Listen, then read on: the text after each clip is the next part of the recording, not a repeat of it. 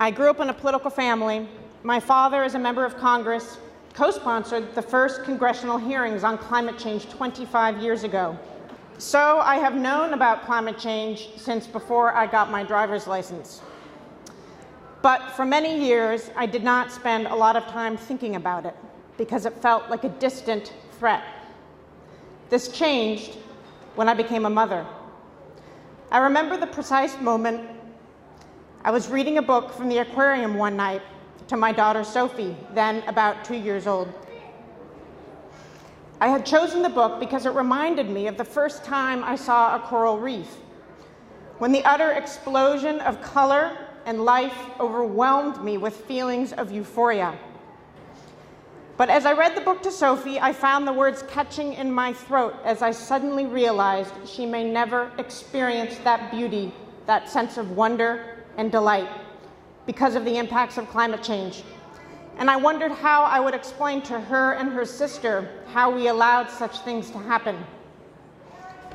Climate change was no longer some metaphysical, distant possibility, but a very real and grave threat to Sophie and Lucy's future. I did not know what to do about my new sense of urgency.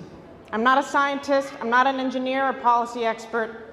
People like me are mostly told to focus on our carbon footprint and to vote right.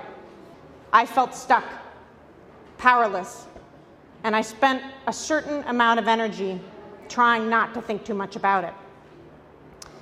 Then a few years ago, I had the opportunity to meet Marshall Gans, a longtime organizer and movement builder. The first time I sat in Marshall's office, he made 3 key points.